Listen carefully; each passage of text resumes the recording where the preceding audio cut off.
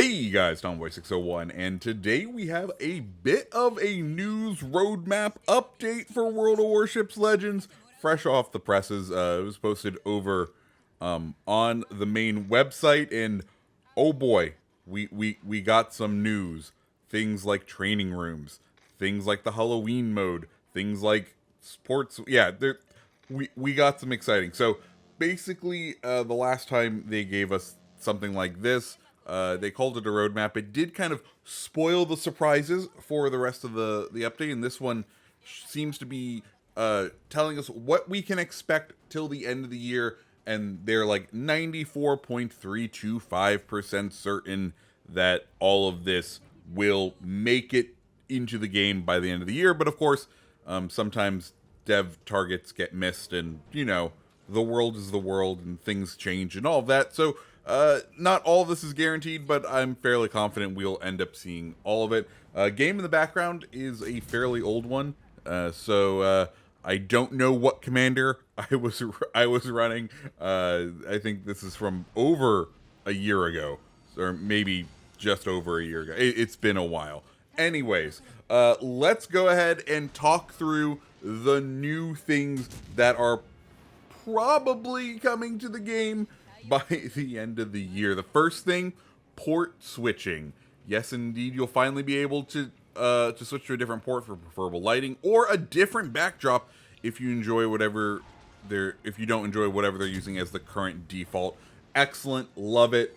Personally, I love having fjords for being able to make videos, just because it's a clean, consistent look that we will always have. So hallelujah, super happy to see that. I'm incredibly happy that we're finally getting port switching in the game. It felt like something that was relatively easy to do, and I'm glad we're finally getting it. Next is a new service record. This has been one of the most requested features since the game first became available. In this case, it's a much better show than tell, but keep in mind that what you see here is a prototype, and the prototype doesn't show it yet, but we do plan to have individual ship statistics available as well. And look at these screens, guys.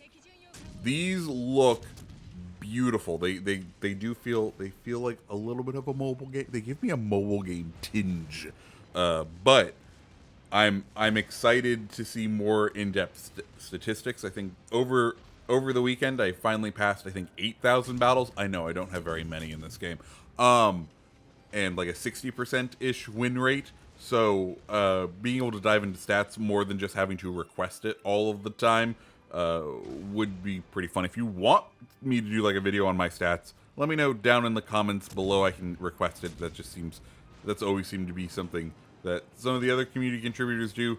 Maybe I should do it as well.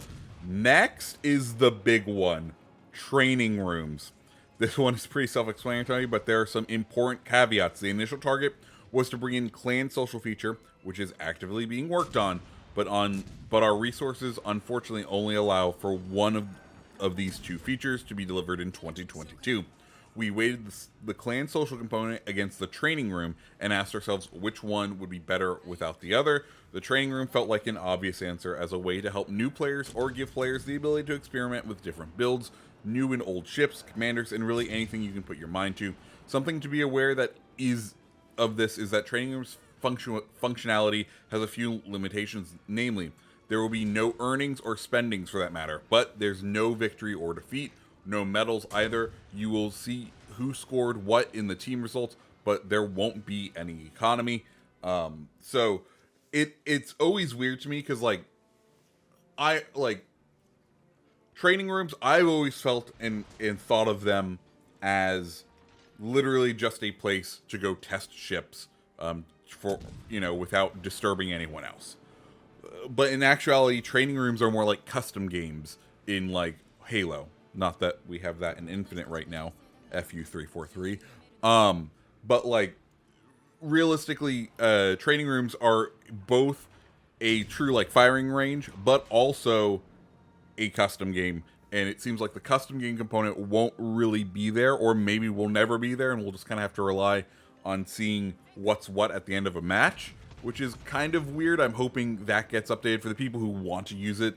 as a true custom game. For me personally, how I plan on using training rooms, I'm is beautiful. I love it. I can't wait. It's gonna create a lot of work for me because let me tell you, I got plans for when training rooms come back around. I think we're probably going to re-review every single ship. So get hyped, maybe. Who knows? We'll see. Next up, something interesting. Special modernizations. They can't reveal too much, but let's just say it's going to be something to improve the ships you're particularly fond of and will allow you to improve your performance in the heat of battle dynamically. So I'm interested to see what this is. Personally, my conspiracy theory is right now over on PC they have a style ship called super ships. Basically, they each get a unique little quirk or feature, whether it be like a burst fire mode, so the ship can output a ton of damage in a small amount of time, and then it's a long reload as opposed to a consistent cycle reload. So is it going to be adding abilities like that to certain ships? Personally, I think it may be stuff like that, but then in order to do it, you would have to use steel. That's my theory on it, because we steel kind of has languished. Like, yeah, you can still go buy the Missouri for 30,000. You could have bought Colbert, but you know, as far as a long term currency that doesn't really get use, I feel like steel could be used to, okay, you're going to spend 1,000, 3,000 of your steel on this particular ship to make it better because it's your favorite ship.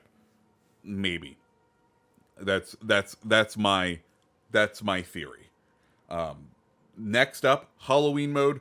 This is the most obvious and closest feature.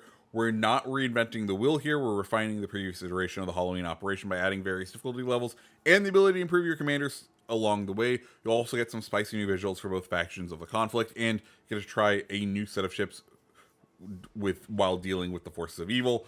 So we're getting the same Halloween mode back again. Should be a fun little PvE time. I quite enjoyed it. The image here is of the Iowa, so yay, we get the Iowa. Or, you know, it does look like it has the radar, so maybe it's technically Missouri. You know what I mean? Because on the bottom right hand corner, it might be Missouri. You know, same ship. One of the Iowa class ships is what we're going on. And then finally, the last thing is, when it comes to ships, there will be a few interesting, cool, and outright weird entries until the year ends. While it may be anticlimactic for us not to tell any of them right now, you may see them being tested by us in the super testers in the regular legendary waters, so keep an eye out. My guess for this is we're going to start to get the hybrid ships. So the hybrid ships are the mixture of surface ships and battleships. Personally, I think that means we're getting Kearsarge. Kearsarge is a American aircraft carrier, kind of like an Iowa firepower. I think it's 3 16-inch guns with a flight deck in the middle. It looks like a giant block of cheese on the water. It looks funny and weird, and I am here for it. You know, I don't think it's going to be anything super competitive or anything, but I personally like the weird ships, and I cannot lie. So that is what has me. That's what I think is going to occur is the hybrid ships, or at least, you know, I can't think of anything else that would be weird that would really fit into that description that we don't have over that PC has that we don't have. I think the hybrid ships are that kind of sweet spot. But yeah, guys, that is what we got out of this. What do you think? Are you excited for the roadmap for the rest of the year? I know personally, I've been kind of feeling a little sick of this game. I haven't been playing it a ton lately. I'll be honest, I've been playing Dreamlight Valley. It's a Disney Animal Crossing clone, because I'm Disney trash. And I've been playing a couple of other games and kind of looking forward to the Modern Warfare 2 beta. You know, this game has felt like, even with the introduction of Tier 8, Tier 8 hasn't been exactly that thrilling. Like, yes, it's fun to have another tier to grind out, But even legendary tier, over the weekend I was playing a ton of I was kind of working through legendary tier, and I'll be honest, uh, the match quality in legendary tier, it just it just isn't as fun as, like, I'll be honest, just playing down in tier 7 right now. I feel like tier 7 is where the real fun is at. Legendary tier has been kind of just like, cool, here's 4 Yamatos on each team, and or maybe 5 Yamatos on each team, and whatever else. Have fun, bye. And like the match variety just isn't there. So personally, I've been playing less and less of legendary tier, and playing more down in the tier 7s, because at least there's some variety in ships down there. Anyways, guys, that's all I have for today. If you like the video, go ahead, hit the like button, hit the subscribe button, and I hope you have a fantastic rest of your day. See ya.